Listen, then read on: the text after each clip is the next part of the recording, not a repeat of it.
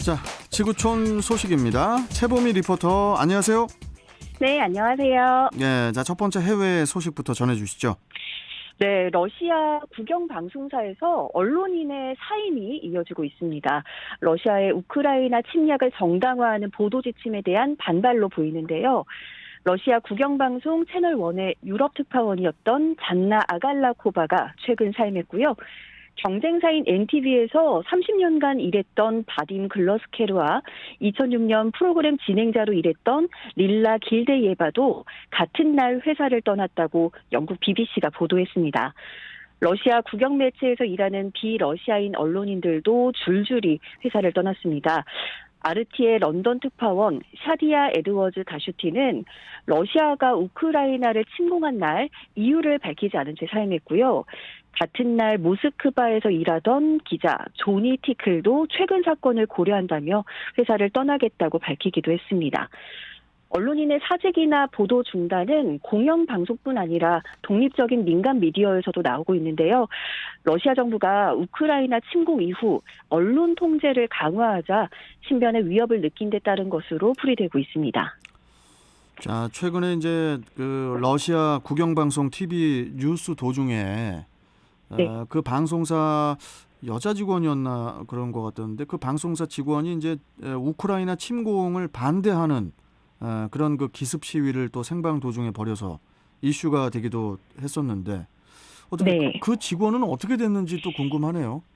네, 현지 시각으로 14일이죠. 러시아 국영방송 채널1의 생방송 뉴스 도중에 편집자인 마리나 오브샤니코바가 우크라이나 침공에 반대하는 돌발 시위를 벌인 일이 있었습니다.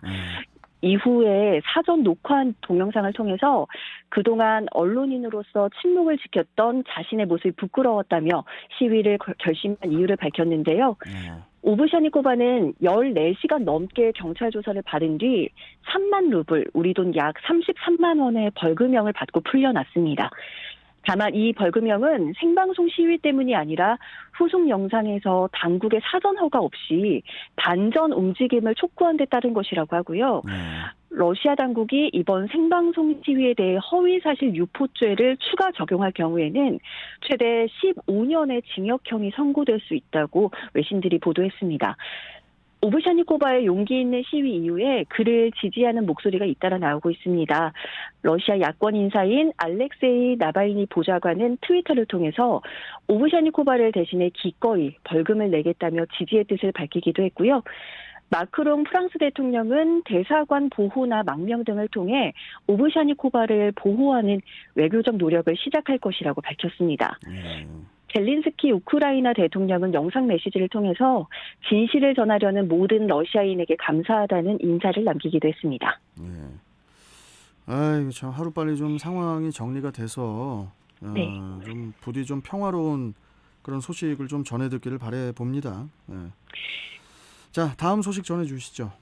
네, 중국의 비위생적인 먹을거리 문제가 해마다 반복되고 있습니다.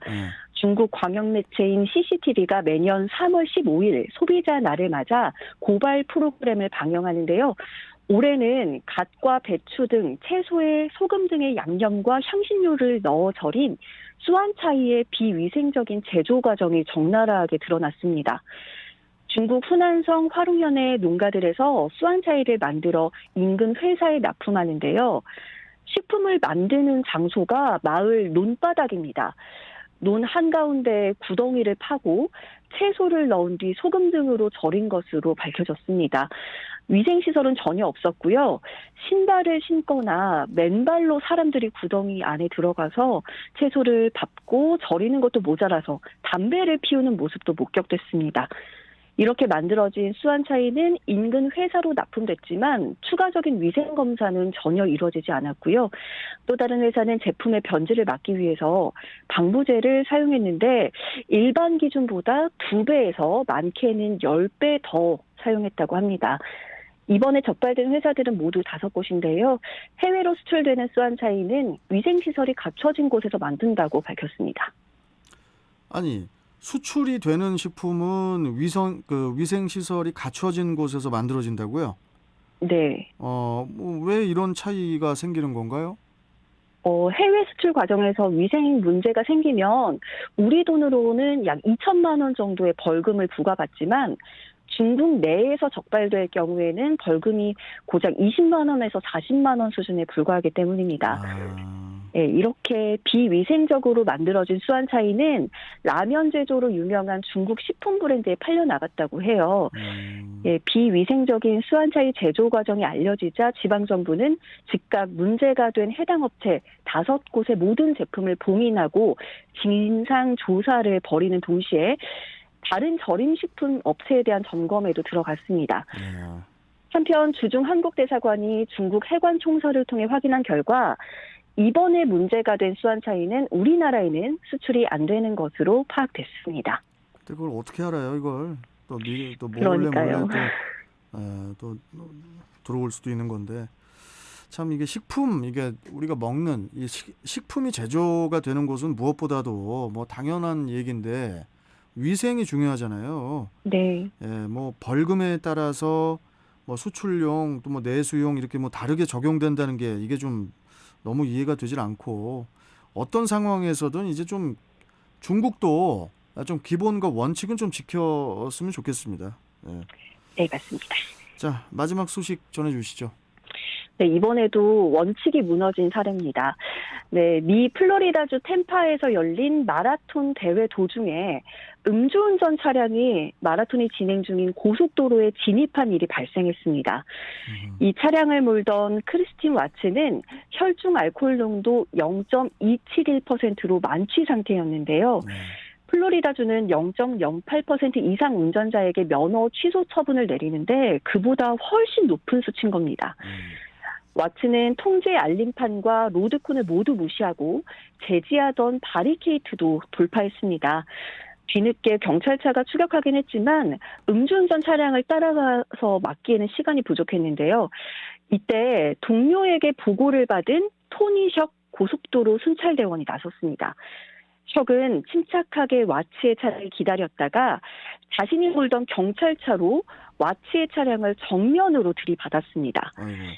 두 차량 모두 심하게 파손됐고요. 네. 경찰관인 석은 뇌진탕 증상이 나타나긴 했습니다만 다행히 생명에는 지장이 없다고 합니다.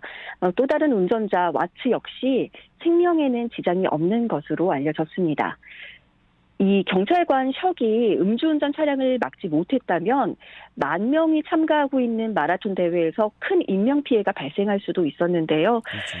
주위에서 영웅이라고 부르는 것에 대해서 석은 단지 내 일을 했을 뿐이다면서 시민을 보호하기로 맹세했고 그것을 했다고 답했습니다. 네. 석은 자택에서 충분히 안정을 취한 뒤 본래 업무에 복귀할 계획이라고 합니다. 참 정말 그 대단하고 용감한 그런 경찰관인 것 같은데 네. 그나저나 참 이게 만취 상태로 운전을 한다는 게 이게 참 이게 제정신인가 싶어요. 예? 그러게요. 주변에서 아무도 말리지 않았을까요? 진짜 한심합니다. 자, 지구촌 소식 최보미 리포터와 함께했습니다. 잘 들었습니다. 고맙습니다. 네, 감사합니다. 네.